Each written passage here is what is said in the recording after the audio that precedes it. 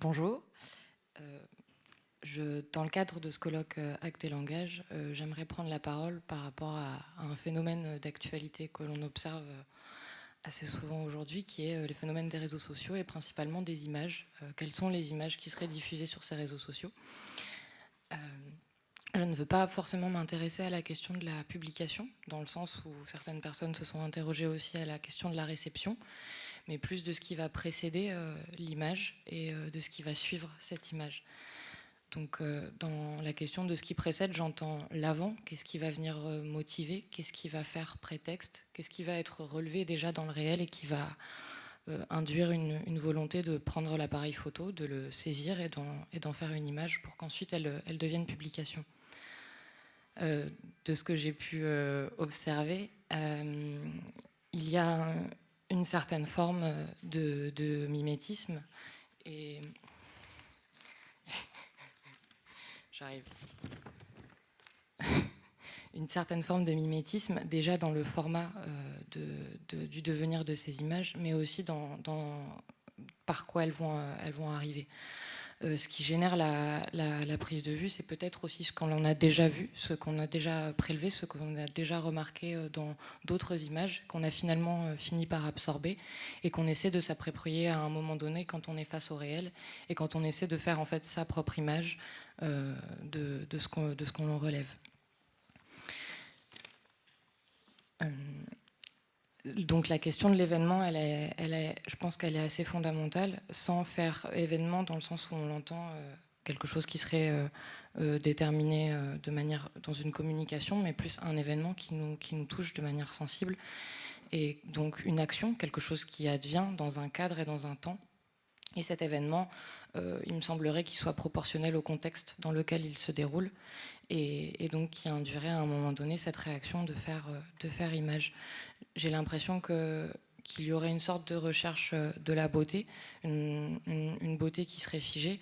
Et dans ce que je relève, dans ces images que je vois, principalement sur les réseaux sociaux, Instagram ou des choses de cet ordre-là, ça serait un moment de la présentation, un moment figé, où en fait les choses ne sont pas encore réellement consommées. Elles sont dans cette espèce d'attente de devenir, et en fait elles se comportent comme si elles savaient qu'elles allaient déjà faire image. Donc moi, suite à ça, je me pose la question, puisque bien sûr qu'il y a du banal, il y a des actions qui sont de l'ordre du quotidien et qui sont prélevées comme ça et qui sont ramenées, et la position de l'auteur par rapport à sa production, puisque finalement la personne qui réalise ces images se place en tant qu'auteur, d'autant plus quand on voit la pratique du selfie. Le selfie, où j'aimerais faire une toute petite parenthèse, puisque j'ai l'impression que ça serait une sorte de continuité avec ce qu'on entend de l'ordre de l'autoportrait dans l'histoire de l'art, puisque c'est à un moment donné composer et prendre en compte sa technique, son orientation, ses questionnements, et en même temps son propre corps qui devient donc dans cet espace un support, un modèle actif, et en même temps un opérateur technique qui va venir en fait créer et penser cette image. En fait, comme vous avez pu le constater, c'est plus des interrogations. Il n'y a pas forcément de but ou d'analyse en fait ultime à toutes ces choses que je vous raconte, mais c'est ce lien en fait entre souvenir et événement qui m'intéresse, et à un moment donné, comment dans notre société on se retrouve à avoir une accumulation de souvenirs puisqu'accumulation d'événements, et en fait ces événements qui n'auraient pas été hiérarchisés, puisque prélevés dans toute une sorte de contexte, provoqueraient et généreraient une accumulation de souvenirs. Et j'aimerais poser en fait la question aujourd'hui, mais plutôt tournée vers un demain, mais un demain assez loin. Qu'en sera-t-il, en définitive, de ces images, de ces souvenirs, de ces restes, en fait, de ces traces qu'on aurait provoquées dans 20, 30 ans, quand des gens comme moi, qui ont commencé à se servir de ces réseaux-là à 12, 13, 14 ans, auront accès à un moment donné des manières de s'exprimer, des langages, des attitudes, ou simplement des questionnements mais bien anciennes, qui auraient 20, 25 ans, 30 ans. Et qu'est-ce que ça signifie du souvenir? Qu'est-ce que ça signifie de l'image du souvenir aussi? Et voilà, je pense que cette question reste complètement ouverte et en suspens.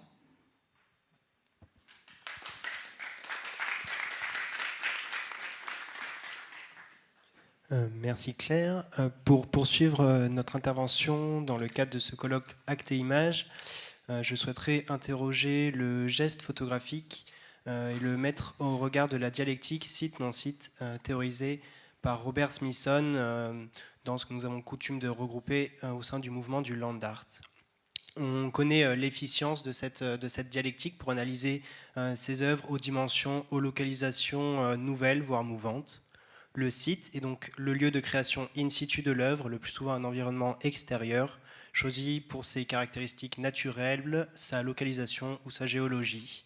C'est au sein de ce site que l'artiste va réaliser son intervention, qui peut prendre la forme de traces discrètes, quelques roches déplacées par Richard Long ou des marches d'Amish Fulton, ou au contraire des sculptures monumentales comme peuvent en témoigner les Earthworks.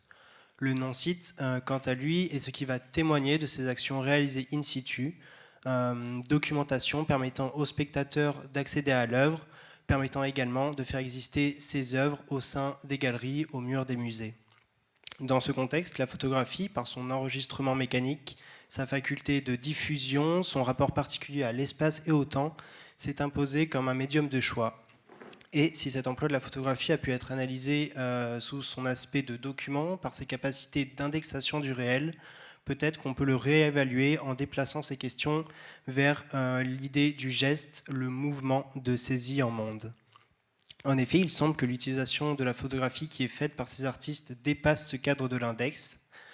Comme le souligne Anne-Françoise Penders dans ses 2 ouvrages En chemin, le land art, la photographie occupe cette place incertaine entre le fait de partir et de revenir.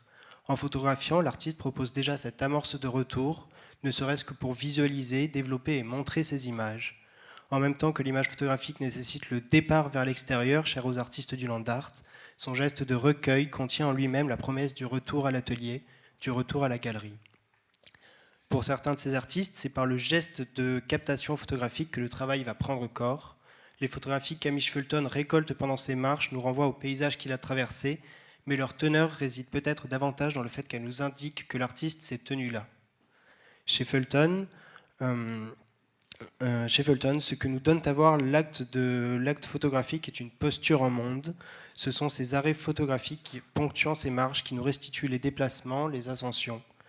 On peut rapprocher cette observation de ce que Richard Serra nomme un regard péripathétique, c'est-à-dire un regard mouvant, se constituant au fur et à mesure de la progression du corps dans l'espace. Ainsi, le regard photographique de Fulton se construit au fur et à mesure de ses marches, et ces mêmes marches se construisent, chez le spectateur, par l'observation des photographies résultantes. Chez d'autres artistes, le geste photographique se place dans la continuité d'une performance réalisée in situ, soulignant les caractéristiques spatiales ou temporelles des œuvres en question. Par le geste photographique, l'adoption d'un point de vue particulier, Richard Long place ses sculptures qu'il réalise sur place dans l'amorce d'une perspective, dans la relation qu'elles tissent avec leur environnement extérieur. La photographie est ici à la résultante de la sculpture réalisée. Son cadrage est déterminé par le geste effectué par l'artiste. Par ailleurs, la saisie photographique peut venir cristalliser une œuvre dans la relation temporelle à son environnement. C'est par l'intermédiaire de la photographie que le Lightning Field de Walter de Maria est saisi à jamais, frappé par la foudre. La temporalité photographique permet de rendre efficient le processus en jeu dans cette Earthwork, nous montrant sa relation avec son environnement naturel, délibérément choisi au préalable pour ses particularités météorologiques. Ce qui semble s'opérer dans l'ensemble de ces pratiques est une forme de déplacement de la relation au paysage, une forme de passage d'un paysage clos à un paysage ouvert. C'est ce qu'on peut observer dans le mouvement de départ vers l'extérieur effectué par les artistes du land art, mais également dans certaines œuvres plus purement, entre guillemets, photographiques, légèrement antérieures à ces pratiques du land art. Ainsi, lorsqu'Alfred Stieglitz et après lui Frédéric Sommer et Detlef Orlop produisirent des photographies d'étendues de ciel, de désert ou de mer, ils prennent subitement leur distance avec les codes de représentation picturaux prévalents jusqu'alors. Ils se dégagent de la hiérarchisation des plans, de l'autonomie du cadre comme fenêtre sur le monde, et des notions assez picturales de perspective, d'horizon. Ainsi, c'est moins une relation à un hors-champ dont ces images seraient le fragment qui est en jeu, mais plutôt une forme de dialectique entre deux entités, le réel et sa représentation photographique. C'est une forme d'abandon de la vue picturale et l'amorce d'un regard anthropique qui s'opère, où les éléments du monde cohabitent dans une forme d'indifférenciation. Par ailleurs, on retrouve également ces questionnements dans certaines œuvres de Robert Smithson, ainsi Enantiomorphic Chambers, réalisé en 1965. Ici, Robert Smithson reprend un terme scientifique, deux molécules énantiomères étant l'image l'une de l'autre par rapport à un miroir. Cette installation nous propose donc deux formes de sculptures réalisées avec des miroirs qui sont apposés au mur. Et au sein de cet espace, si le spectateur se place très précisément en son centre, ce qu'il observe est la disparition de son image. Paradoxalement, ici, c'est à nouveau le dispositif de vision qui nous empêche de voir, qui nous propose une forme d'abandon de la vue, regard anthropique à nouveau, qui s'abîme en lui-même.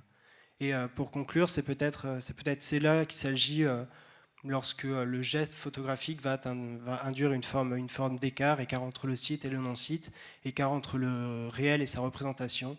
C'est peut-être cette figure de la molécule énantiomère qui est intéressant à relever ici. Le réel et sa représentation photographique seraient ainsi l'image l'une par rapport à l'autre dans un miroir, dans une forme de coexistence et de coactorialité. Et je finirai en citant un court extrait du réel de la photographie d'Arnaud Claes, toujours à propos de ces photographies de Frédéric Sommer et d'Etlef Orlop. En dressant la surface des choses comme la surface même de la représentation, elles invalident, ces photographies, en partie le régime inéluctablement duel de cette dernière par le truchement d'une adhérence, l'être au dehors et le dedans même. Merci.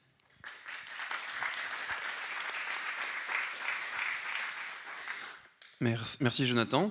On ne l'a pas encore fait, donc je tiens quand même à remercier Fabien de nous avoir laissé intervenir lors de ce colloque. C'est une vraie chance et je tiens aussi personnellement à te remercier pour les séminaires de cette année. Voilà. Et donc, après cette année de séminaire, j'ai voulu revenir sur un des thèmes que nous avons étudiés, à savoir la réception de l'œuvre. Pour l'aborder, il m'a semblé intéressant de passer par le concept d'ivresse. Dans le paragraphe « La volonté de puissance en tant qu'art » de son ouvrage Nietzsche 1, Martin Heidegger commente les propos de Nietzsche concernant la réception d'une œuvre d'art. Il écrit « L'effet exercé par l'œuvre d'art n'est autre chose que le réveil, dans l'âme de l'amateur, de l'état du créateur. Être réceptif à l'art, c'est revivre l'expérience du créé. Nietzsche dit « L'effet exercé par l'œuvre d'art revient à susciter l'état créateur artistique, l'ivresse. » Donc il cite le paragraphe 821 de la volonté de puissance, et avec ce passage, on comprend que l'ivresse peut être une manière de penser l'acte de réception. Elle lui en donne d'ailleurs une intensité particulière. Ce qui va m'intéresser aujourd'hui, c'est la nature de cette ivresse, qui, changeant avec la modernité, évolue et continue jusqu'à aujourd'hui à nous aider à saisir l'importance de penser la réception de l'œuvre.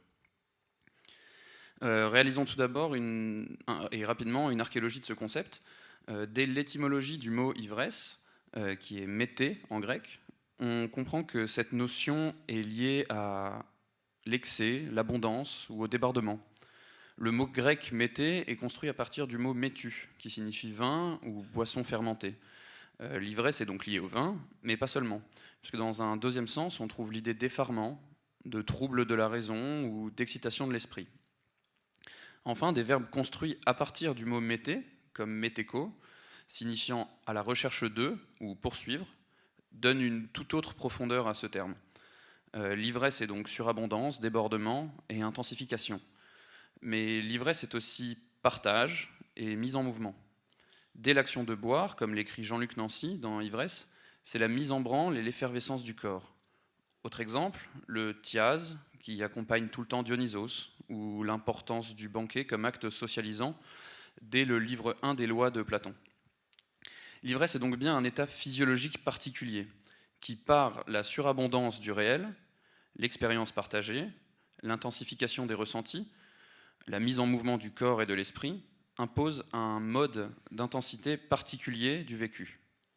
Nietzsche dira dans Le Crépuscule des idoles que l'essentiel dans l'ivresse, c'est le sentiment d'intensification, de la force, de la plénitude.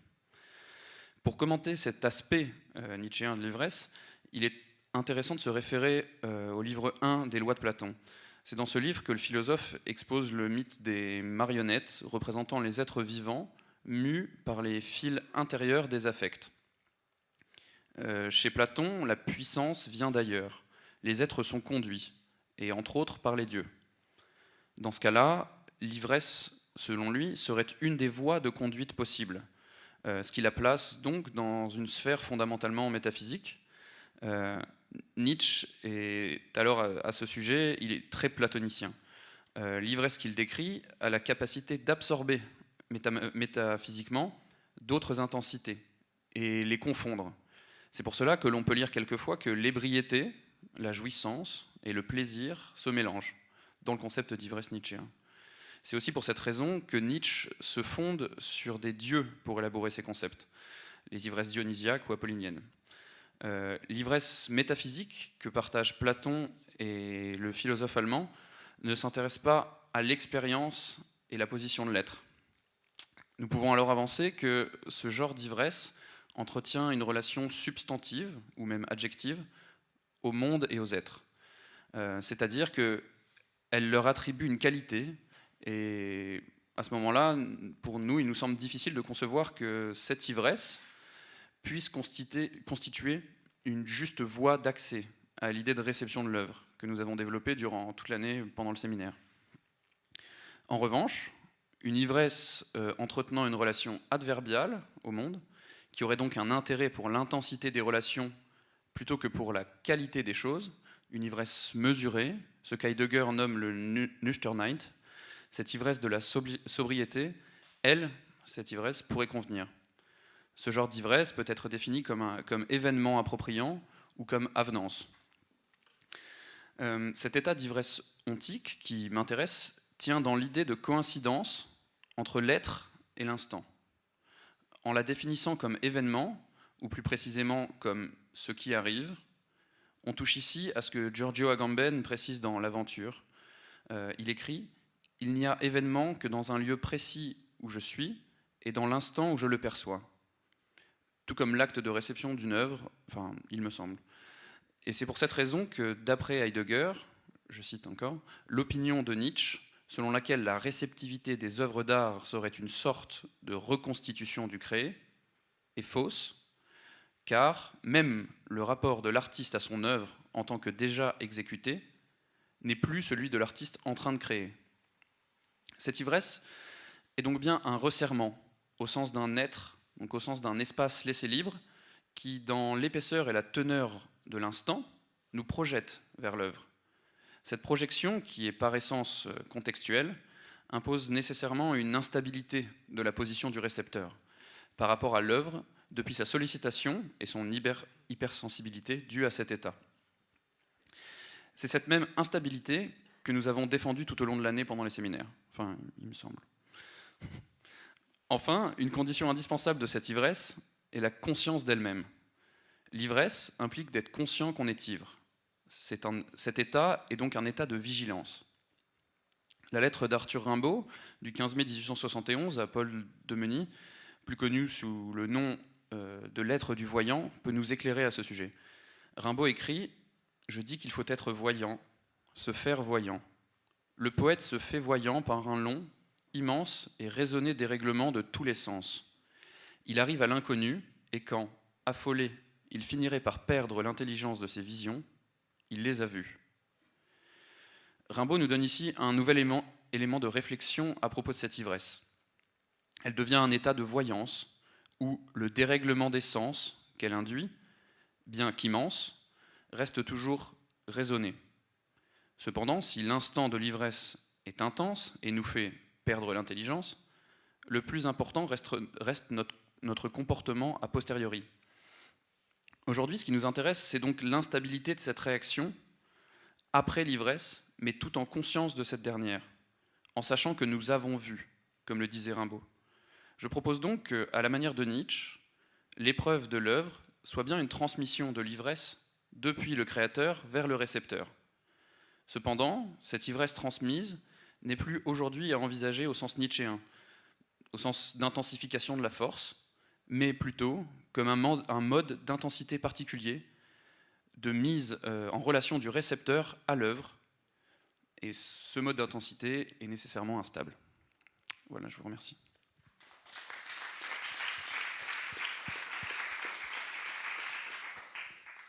Bonjour. Moi, j'aimerais parler pour ce colloque de l'exposition et du musée qui fige une œuvre dans un temps, un espace ou un scénario donné. Et en ce qui la fige, peut-être qu'il l'achève également. Nous semblons faire face alors à un problème lorsqu'il s'agit de réexposer des œuvres dites impermanentes ou bien qui relèvent d'un processus. Au même titre que les diverses tentatives de conservation de ces dernières, l'exposition les coupe de leur essence, notamment de l'entropie. Comprenons ici le terme d'entropie dans la définition qu'en donne Robert Smithson, à savoir la transformation d'un objet sous l'effet de son usage et du temps.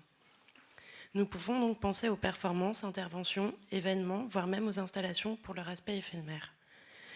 Nous ne pouvons évidemment pas ranger un artiste vivant ou mort dans une collection pour conserver ou réexposer sa performance. Nous créons donc des documents qui permettent d'en garder une trace, et de la conserver et de la réexposer. La photographie prend ainsi toute son importance en tant qu'enregistrement du réel. Dans le cas de Robert Smithson, les dessins préparatoires, les films, les photographies ou les écrits sont la continuité de l'œuvre et deviennent une part entière de cette dernière. Tous ces documents ont une valeur discutée, parfois considérés comme œuvres, mais aussi parfois comme de simples documents. Cependant, même si leur valeur n'est pas toujours accordée en tant qu'œuvre, ils semblent acquérir ce statut lors de leur exposition. À des fins de conservation, les dessins sont sous vitrine et les photographies accrochées sur les murs sont encadrées. Il semble que l'image, la représentation d'un événement ou d'une action en tant que trace, preuve et document endosse le rôle d'œuvre alors même qu'il s'agit d'une représentation de cette dite expérience. C'est une sorte de double jeu auquel ces œuvres font face.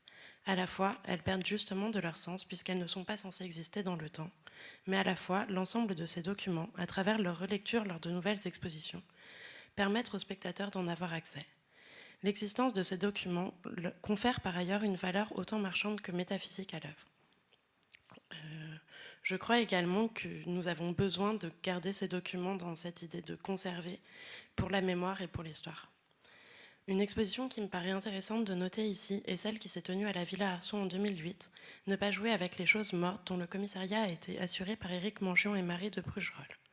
Cette exposition pose la place des objets dans la performance, pratique immatérielle. En exposant ces objets, Ne pas jouer avec les choses mortes questionne leur statut, allant de la simple restitution jusqu'à leur marchandisation et par là leur fétichisation.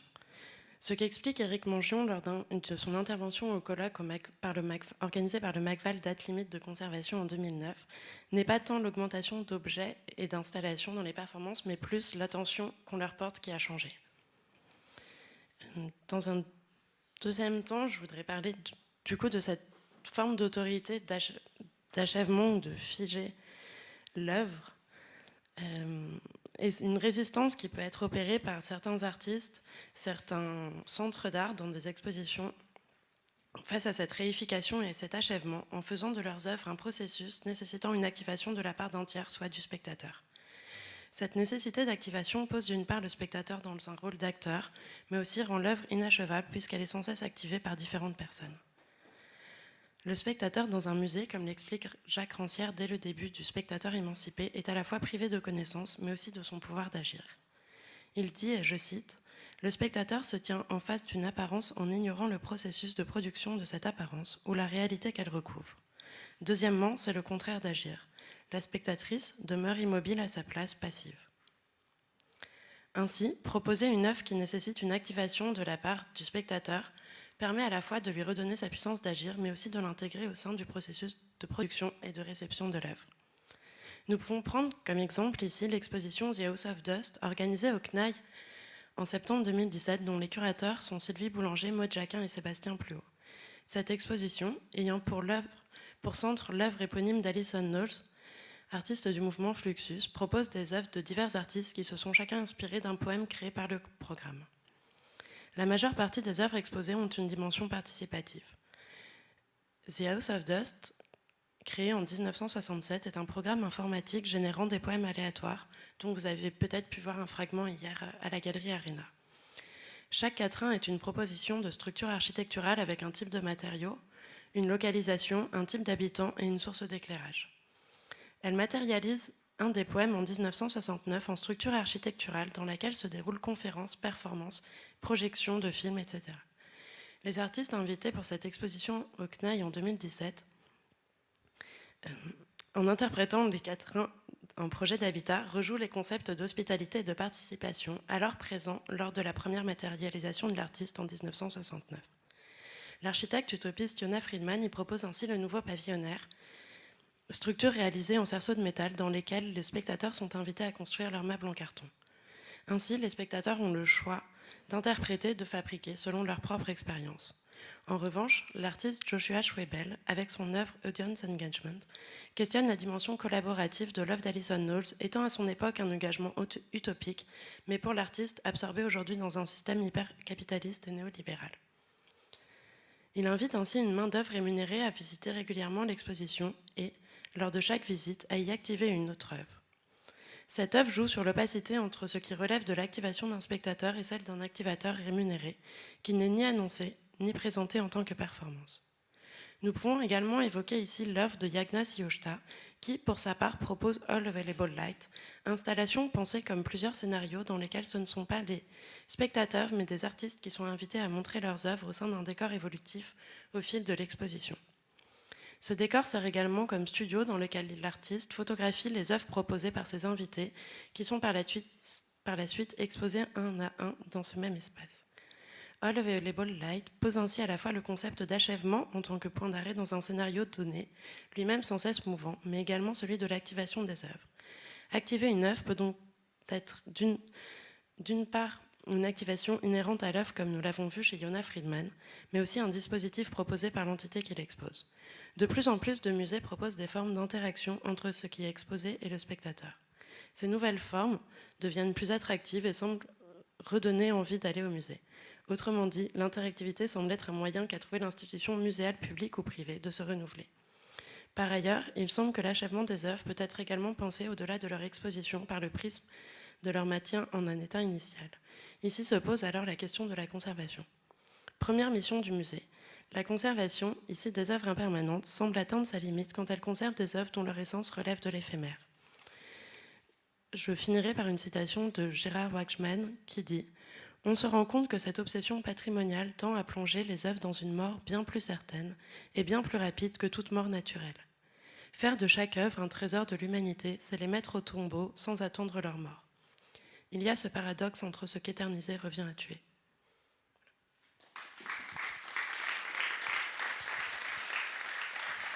Merci Pauline, bonjour à tous.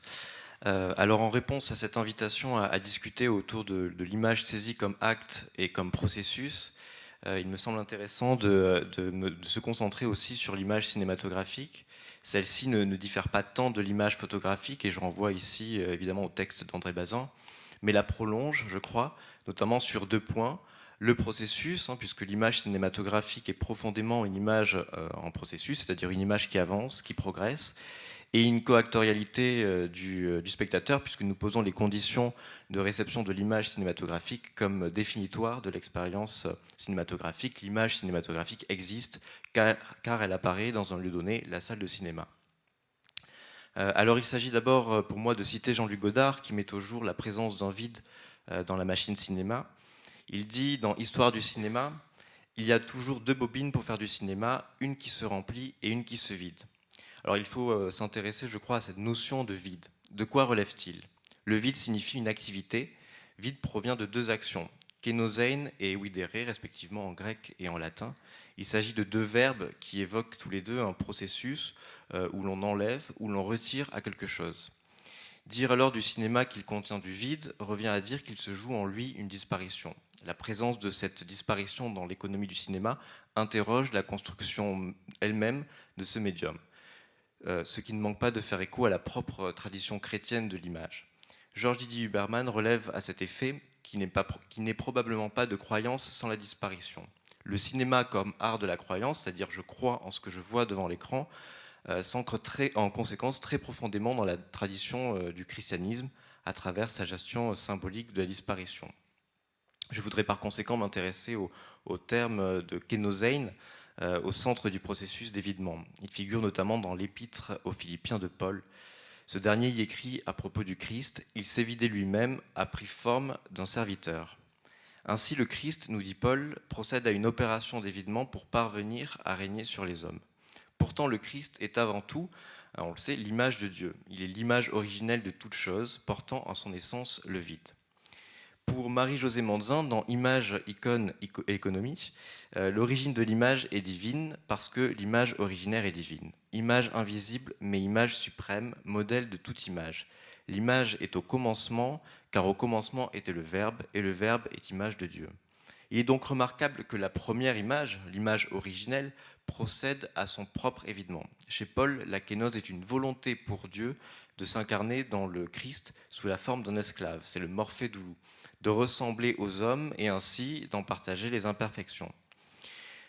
Du reste, l'évidement dont nous parlons est au cœur de l'économie iconique, ce qu'on appelle l'oikonomia, puisque la kénose permet l'incarnation.